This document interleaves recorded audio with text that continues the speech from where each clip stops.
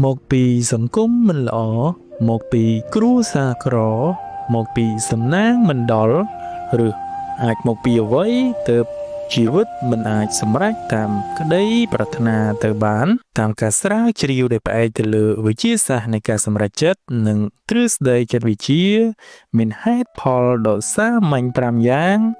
ដែលអាចទាញអ្នកឲ្យបដូរពីការរកលេសដោសាមកបដោតទៅលើការទទួលខុសត្រូវលើជីវិតខ្លួនឯងថ្ងៃនេះយើងនឹងមកពិភាក្សាគ្នាទៅលើប្រធានបទមួយដ៏គួរចាប់អារម្មណ៍ស្ដីពីជ្រុងមួយនៃការជួសជុលភាពរាំងស្ទះពីផ្នត់គំនិតអវិជ្ជមានដែលនៅជុំវិញខ្លួនយើងហើយបកមកទទួលខុសត្រូវ 100% លើជោគវាសនាខ្លួនឯងហេតុផលទាំងនោះរួមមាន1បញ្ឈប់លបែងជាជនរងគ្រោះ2រូបមន្តចិត្តវិទ្យា E = O = O ឬ Event plus Response equal Result 3ការវិនិយោគលើទម្លាប់តូចៗ The power of 1% 4ការជ្រើសរើសបរិយាកាសនិងមជ្ឈដ្ឋានជុំវិញនិង5ការប្រឈមមុខនឹងការពិតក្នុងនាមយើងជាជនជាតិខ្មែរយើងតែងតែចង់ឲ្យសង្គមជាតិមានការរីកចម្រើនចង់ឲ្យមានមនុស្សជុំវិញខ្លួនប្រកបដោយក្រមសីលធម៌និងចង់ឲ្យមានឱកាសការងារច្រើនសម្បូរបែបក៏ប៉ុន្តែសំណួរសួរថាតើអ្នកបានចាប់ផ្ដើមផ្លាស់ប្ដូរខ្លួនឯងរួចហើយឬនៅការទទួលខុសត្រូវ 100% លើជីវិតខ្លួនឯងគឺជាជំហានដំបូងនិងសំខាន់បំផុតក្នុងការកសាងសង្គមជាតិបើអ្នកចង់បានពិភពលោក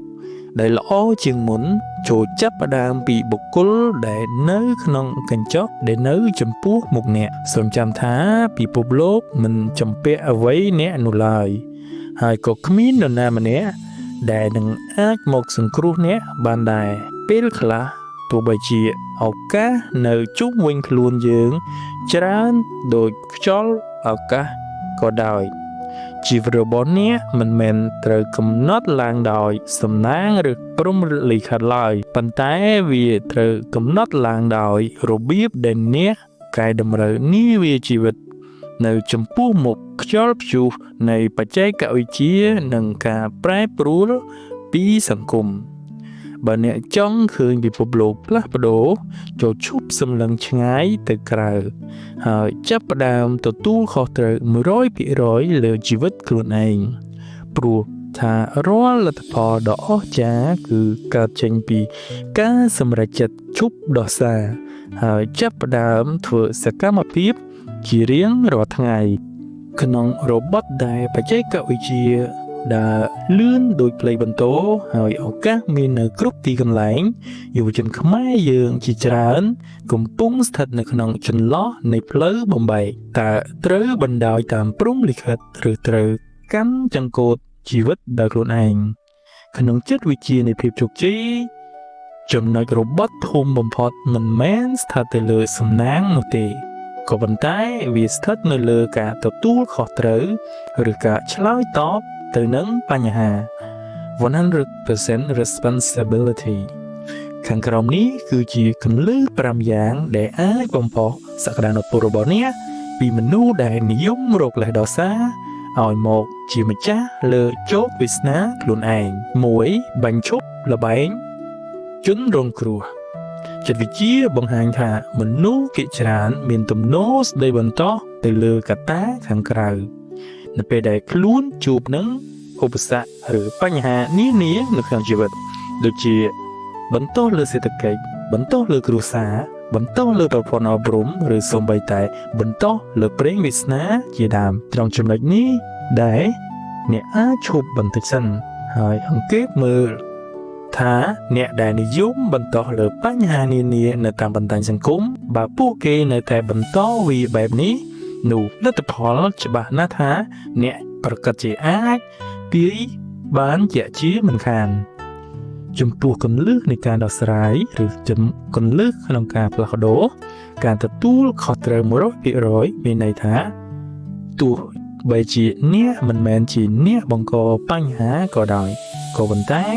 អ្នកគឺជាអ្នកទទួលខុសត្រូវទៅលើដំណោះស្រាយនៅពេលដែលអ្នកជប់បន្តនោះអ្នកនឹងចាប់ផ្ដើមមានអំណាចនៅជុំវិញខ្លួនរបស់អ្នក 2. រូបមន្តចិត្តវិទ្យា E បូក O ស្មើ O ដែល E យើងតំណាងឲ្យ event ឬព្រឹត្តិការណ៍ដែលកើតឡើងយើងគ្រប់គ្រងមិនបាននោះទេបីដូចជាការប្រែប្រួលបច្ចេកវិទ្យា AI ឬទីផ្សារការងារជាដើម or តំណាងឲ្យ response ការឆ្លើយតបចំណុចនេះវាគឺជាកត្តាដែលអ្នកអាចមានសិទ្ធិ 100% ក្នុងការសម្រេចនិង O តំណាងឲ្យ outcome លទ្ធផលប្រសិនបើអ្នកចង់បានលទ្ធផលថ្មីអ្នកត្រូវផ្លាស់ប្ដូរការឆ្លើយតបរបស់អ្នកមិនមែនអង្គុយរអ៊ូដាក់ព្រឹត្តិការណ៍នោះទេសូមបន្ថែមផងដែរថារូបមន្តដែលយើងបានរៀបរាប់នេះគឺជាទ្រឹស្ដីសសរស្តម្ភនៃភាពជោគជ័យរបស់លោក Jack Canfield ដែលជាអ្នកនិពន្ធជនជាតិអាមេរិកនិងជាសហនិពន្ធស្នាដៃសៀវភៅដ៏ល្បី Chicken Soup for the Soul 3. ការវិនិយោគលើទម្លាប់តូចៗ The Power of 1% យុវជនសពថ្ងៃងាយនឹងធ្លាក់ក្នុងអន្ទាក់នៃភាពជោគជ័យឆាប់រហ័សឧទាហរណ៍បើដាំដើមឈើនៅថ្ងៃនេះថ្ងៃស្អែកចង់ឃើញវារីកហើយថ្ងៃបន្ទាប់ចង់បានផ្លែផ្កាជាដើមប៉ុន្តែតាមគោលការណ៍ចិត្តវិទ្យានៃការបង្កើតទម្លាប់ការរីកចម្រើនត្រឹមតែ 1% ជារៀងរាល់ថ្ងៃនឹងធ្វើឲ្យអ្នកក្លាយជាមនុស្សថ្មីដ៏អស្ចារ្យម្នាក់នៅចុងឆ្នាំការទទួលខុសត្រូវលើជីវិតគឺជាការចាប់ផ្ដើមពីការគ្រប់គ្រងវិន័យខ្លួនឯងទៅលើរឿងតូចៗដូចជាការអានសៀវភៅ10ទំព័រការហាត់ប្រាណ15នាទីនិងការរៀនជំនាញថ្មីមួយក្នុង1ម៉ោងជាប្រចាំ 4. ការជ្រើសរើសបរិយាកាសឬមជ្ឈដ្ឋានជុំវិញចិត្តវិទ្យានៃសង្គមបានបង្ហាញថាអ្នកគឺជាមធ្យមភាពនៃមនុស្ស5នាក់ដែលអ្នកនៅក្បែរបំផុតក្នុងសម័យ Digital នេះរួមបញ្ចូលទាំងមាតិកាដែលអ្នកតាមដានទៅលើបណ្ដាញសង្គមផងដែរចំពោះការទទួលខុសត្រូវថាតើអ្នកកំពុងតាមដានបុគ្គលដែលផ្ដល់ចំណេះដឹងឬតាមដានតែរឿងដែលអត់ប្រយោជន៍ការជ្រើសរើសមជ្ឈដ្ឋានគឺជាការទទួលខុសត្រូវដ៏ធំធេងចំពោះអនាគតរបស់អ្នកជាអ្នកសម្រេចហើយអ្នកក៏ជាអ្នកទទួលខុសត្រូវផងដែរនិង5ហ៊ានប្រឈមមុខនឹងការពិតគ្មាននរណាម្នាក់ជំពាក់ចំពិនអ្វីអ្នកនោះឡើយសង្គមមិនជំពាក់ការងារអ្នកឪពុកម្ដាយមិនជំពាក់ទ្រព្យសម្បត្តិអ្នក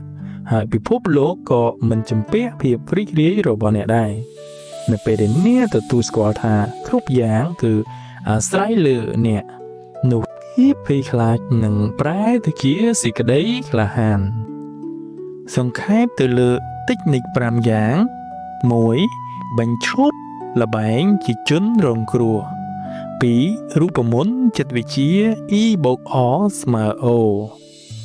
3. ការវិនិយោគលើទម្លាប់តូចៗ 4. ការជ្រើសរើសបរិយាកាសនិងមជ្ឈដ្ឋានជុំវិញនិង 5. ហ៊ានប្រឈមមុខនឹងការពិតតាបន្ទាប់ពីអ្នកបានស្ដាប់ទៅលើគន្លឹះ5យ៉ាងដែលយើងបានរៀបរាប់ជូនខាងលើតែអ្នកពេញចិត្តទៅលើគន្លឹះណាមួយជាងគេសូមធ្វើការខមមិនខាងក្រោមហើយសន្យាចំពោះខ្លួនឯងថាខ្ញុំប្រកាសជាអាចធ្វើវាបានសង្ខេបជារួមមកវិញការទទួលខុសត្រូវ 100% មិនមែនជាបន្ទុកនោះទេក៏ប៉ុន្តែវាជាសេរីភាពត្រង់ថាអ្នកពិតជាអាចរចនាជីវិតដែលអ្នកចង់បានដោយមិនចាំបាច់រងចាំការអនុញ្ញាតពីនរណាម្នាក់នោះឡើយឧបមាថាប្រសិនបើជីវិតរបស់អ្នកគឺជាខ្សែភាពយន្តមួយហើយអ្នកគឺជាអ្នកដឹកនាំរឿងតែអ្នកចង់ឲ្យតួអង្គឯកនៅក្នុងរឿងនោះអង្គុយរអ៊ូពី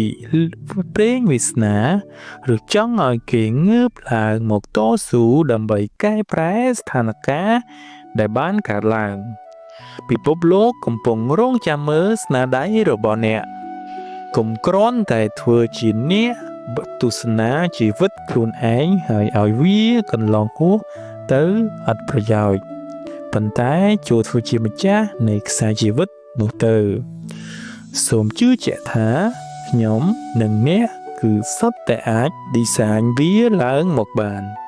ពួកយើងនៅតែមានឱកាសតើសកម្មភាពដំបូងរបស់អ្នកនៅថ្ងៃនេះគឺជាអ្វីបើមិនយល់ទាស់ទេសូមធ្វើការ comment នៅខាងក្រោមហើយកុំភ្លេចចុច subscribe ដើម្បីទទួលបាននូវវីដេអូបែបបំផុសគំនិតវិជ្ជមាន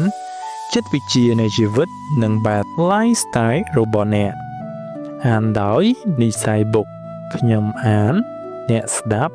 យើងចែករំលែកសង្គមជាតិរីកចម្រើន